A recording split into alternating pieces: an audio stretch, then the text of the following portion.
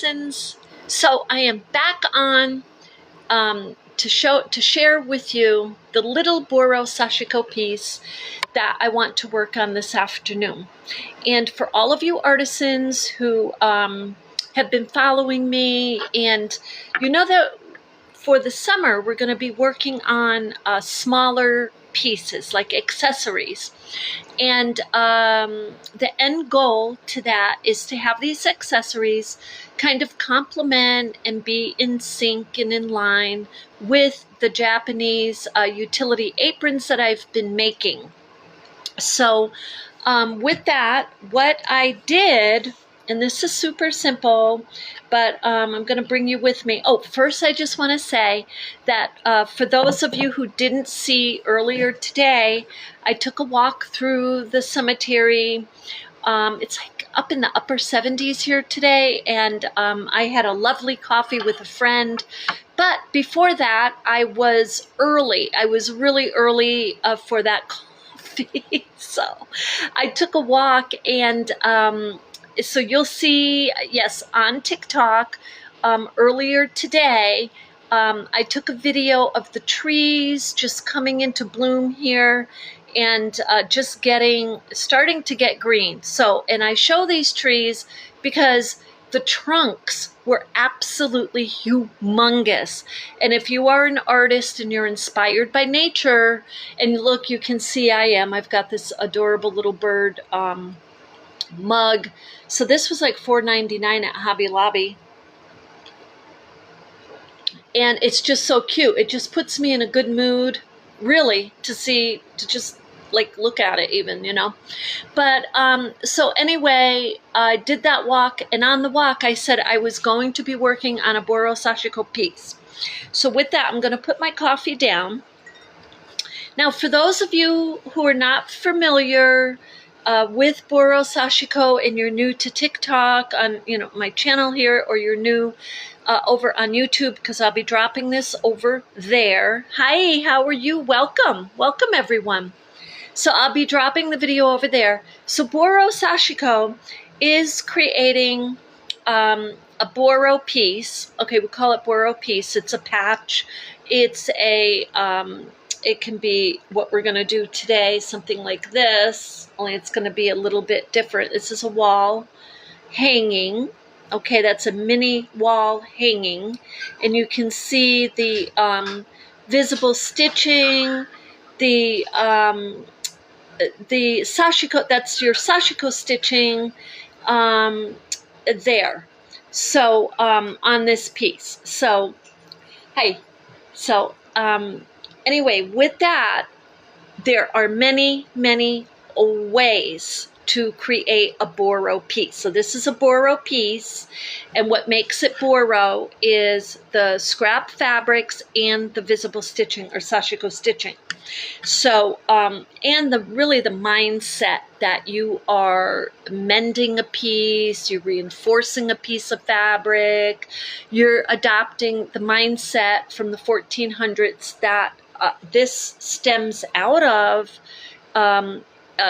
in Japan. It's a historical cultural art. So with that, we always say Boro Sashiko inspired. And I think I forgot to put that on my title, inspired, but that's what it is, inspired. So with that, so I have a piece of fabric, and it's a piece of denim. So if you have an old pair of jeans at home, and you just take a little piece, it doesn't have to be big. This one's about 5 and about 6, 5 by 6. And or it can be any size. Okay, like look, this one I just showed you, this size, and I only have a couple of pieces of scrap fabrics there. This one is about about 3, a little over 3 by 5. So they can be all different sizes, whatever your scrap fabric is. Okay, do you need denim? You do not have to use denim. You can use a cotton piece of fabric, but whatever type of fabric that you use for your base that you're going to be putting your scrap fabrics on, you want to make sure it has a little oomph. You want to make sure it's a couple of layers of woven cotton, and that would be the best, because if it's a loosely, for example, if it's a loosely woven piece of fabric, as you're stitching these in, your embroidery needle or Sashiko needle could, end up making little rips. It can make fraying where you do not want it, because fraying is an intricate part of Boro Sashiko. Now, do you fold your scrap fabrics? No, you do not. At least I do not. I think if you're a sewist and you can choose whatever way you want, seriously, to make your piece.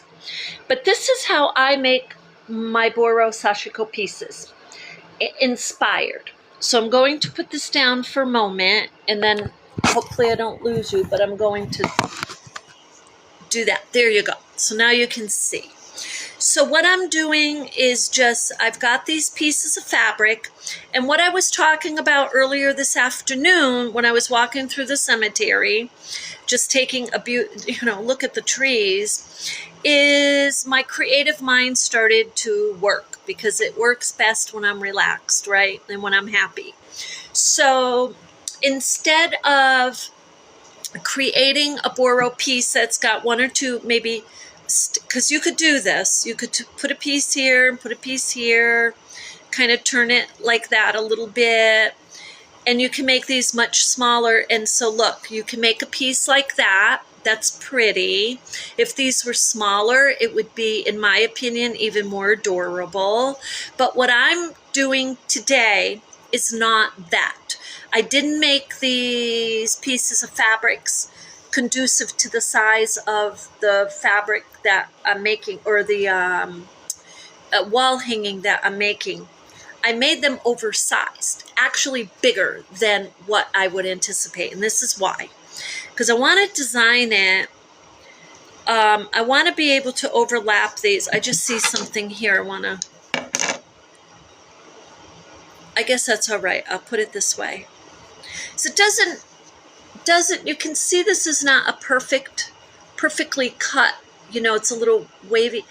I mean, depending on the piece you're going to do, that's okay, because we're saving fabric, we're recycling. So that's going to get covered up, or it adds to the essence of your piece, you can leave it. Now, actually, I'm going to take this off, because this is the piece I love. I love this dark magenta. I simply adore that. And so I'm going to put it up here. Now, do you have to cover all of your jean fabric? No. And this is an example that no, you do not. But in this case, I kind of do. I want to cover it. And so I'm just going to play around with this. And yes, I can iron these. I can iron them now. I can iron them after. It depends on the look you're looking for. So I really like this yellow. You see how that's standing out next to the purple and the pink? It's gorgeous. Now I'm just doing this for a moment because I'm just I want to see. Oh, okay. That's totally going to work to cover my jean fabric. So now I kind of want to start thinking design. And now with Boro, when you're building a Boro piece, you can go row by row. But I'm not worried about rows, because the reason is I'm using more of a stacking effect. And I kind of want to just see what I can do by playing around with some shapes and colors, and see what I come up with. I really love the yellow kind of popping like that. A piece like this, when you have yellow, look, when you have yellow and purple right there, that's a design in itself. it almost doesn't even need anything else. Okay, and so I got this green too, but the green doesn't really, I don't know, do you like the green? Does anybody out there like the green? And I'm saying better than this blue, because for me, I love the blue. I love it. So this is kind of, now I'm going to be honest, I did not plan 2 prints and 2 solids. That's the way I just selected the fabrics just like that. Maybe subconsciously I was going for the prints and the solids, but I love this piece the way it is. Now, the other thing we can do with this, and I'm just going to cut this one down just a tiny bit, because I just want to show you.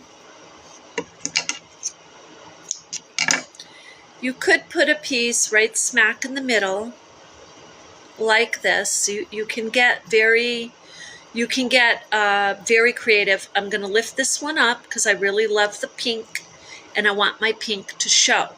So I can pull this one down a little bit and over if I want, like that.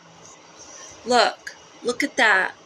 And again, I didn't even plan to have the prints 1, 2, 3 like in a row like that. And here's my solids. Now, personally, I'm going to take this out because I really love the very simple magenta pink, dark pink, the print blue, blueberries, the yellow, and the purple. I just love that. So I'm going to start stitching. Now, for those of you who are not familiar with your Boro Sashiko, these right here, okay, look, I'll show you this one. These are running stitches. These are Sashiko stitch. It's a visible stitch. Now this one I just happened to go around using the Kawandi method of just going around and around like that. So that's how I did that one. But you can do your running stitches seriously any way that you want. So I'm just going to, I really like to start just around the border, and I'm using a black thread. Now what type of threads am I using? I'm using these. These are lacy crochet threads for those of you who do not know, or you can use Sashiko thread, which is specifically made to create Boro, such as are the Sashiko needles. So, but this is, I started to create like this because I was inspired by Boro, but I just really wanted to make my own designs with the tools that I had. So, and you push the needle all the way through. Now this is the difference between embroidery and Sashiko stitching. With Sashiko stitching, you're not worried that it's absolutely perfect. You're not worried. This stems from amending and reinforcing and sewing ripped holes, torn and worn out fabrics for your loved ones.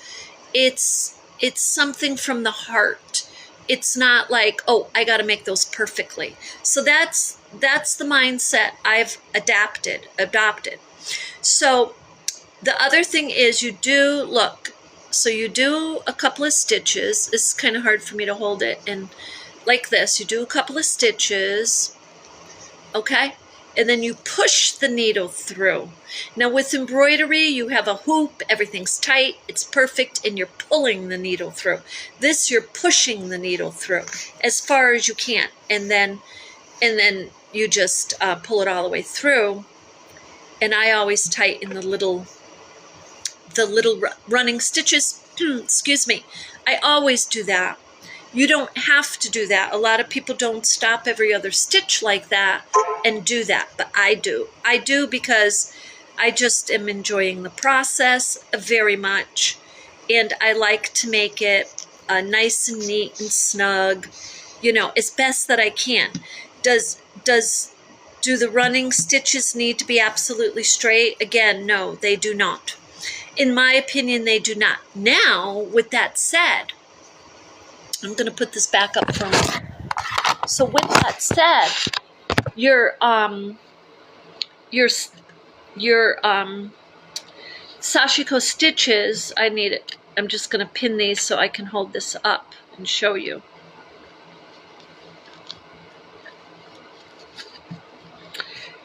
Okay, your Sashiko stitching around in the this right here, your visible stitching, and I'll stitch while I'm talking. In the 1900s, it became more of, it was becoming recognized as an adornment, as a artistic skill.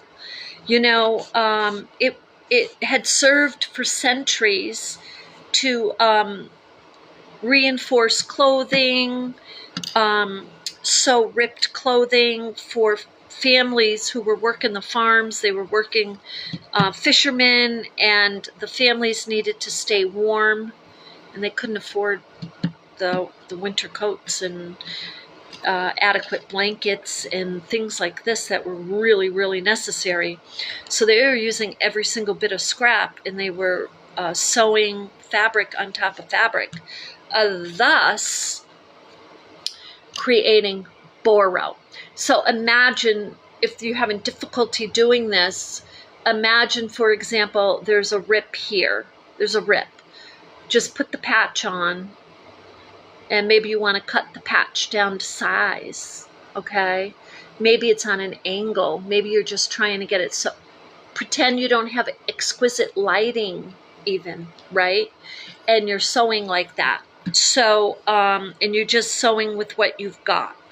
So this is, in my opinion, for me, that's the essence of Boro Sashiko inspired things that I make, is just the humbleness of the technique. Now today you will find patterns, you will find teachers, you will find grids and kits where you can buy and you can make perfectly beautiful patterns of Sashiko stitching. Now see here how I'm choosing to just kind of go around. I'm just going around my edge. The reason I'm doing it that way for me is it just allows my fabrics to stay right in place better. So then when I am sewing, let's say, French knots, which is, yes, a type of embroidered stitch, or cross or check mark, or seed stitching, which I love. So with this piece, and I'll just stay on here a bit because I'll show you. For those of you who don't know, some of you have seen it. I'm going to do seed stitching on the yellow. I'm going to do it on the yellow because it's going to show up beautifully. And I'm going to do it in the black thread. And I just got one more row. I'm going up, and then we'll do the seed stitching. So, and this is not a big piece, but you see, this is real time. We're stitching and creating this piece. This takes time. It takes time.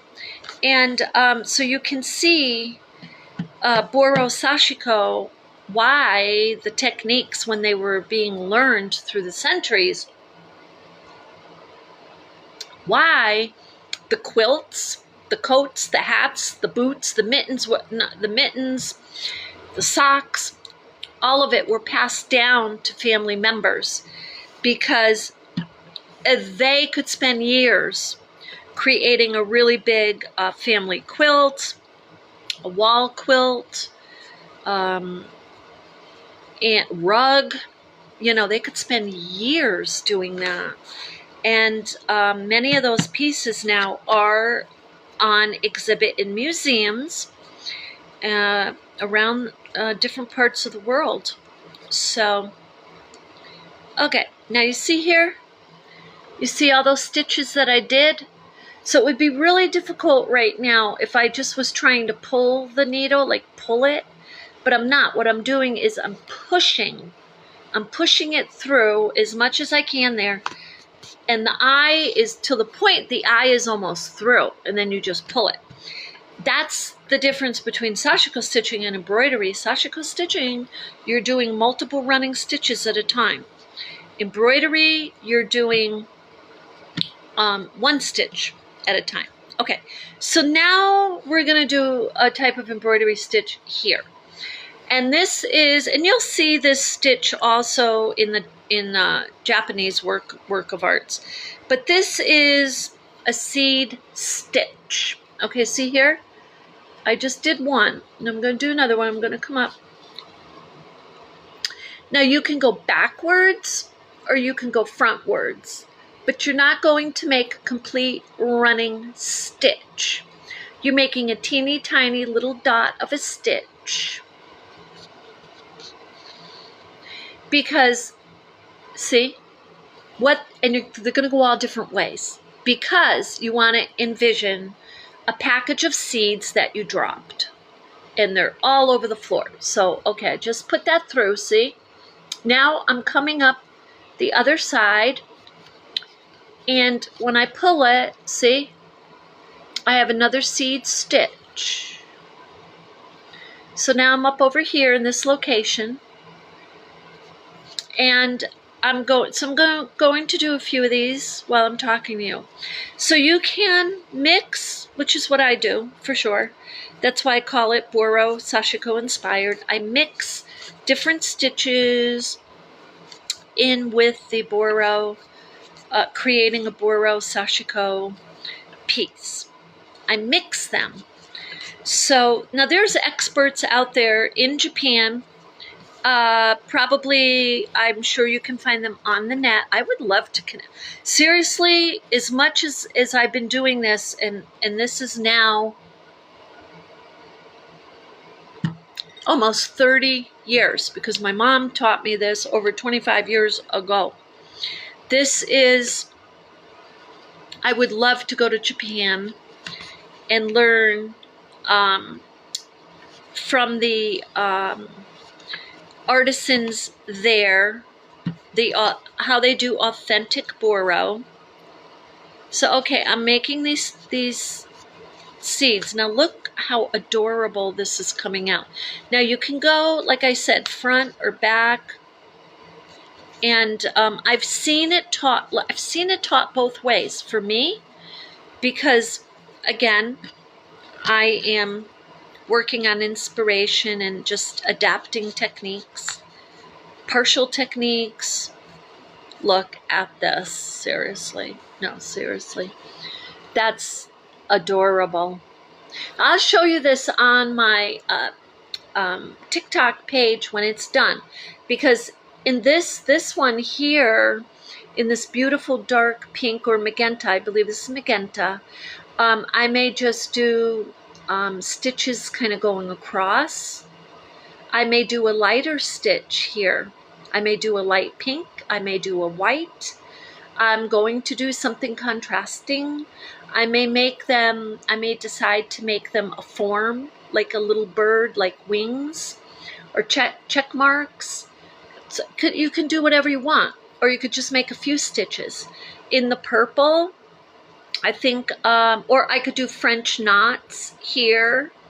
In the purple, I can do something that is textural, like all through it, because I don't have any print, but I want to show the purple. So, and then here, in the print, here, I want something to show up. So here, I just might do horizontal and vertical stitches. So anyway, I just wanted to get on here today and share this with you. And then after you do your sewing, go to your back, and you can either trim, this, or you can leave it. It doesn't matter. This is a creative piece that you're making. So however you decide you want your little wall piece to be, that's how you can make it. And so when you're done, you can do one or two things. You can fold it over like this, okay, to put your little dowel through. You need a mini dowel. Or you can simply sew another piece on the back, leaving a little space up here, a little opening there to slide the dowel through, much like I did with this one. And you can see I used, this one I used, another piece. See, it's a popsicle stick. And I just stitched up there. And then I sewed around. And that was enough for this particular piece for me to slide through. You can stitch across if you want to. So anyway, with that, I hope that you enjoyed that. Let me know if you have any questions, and enjoy making your piece today. And I will see you in the next one.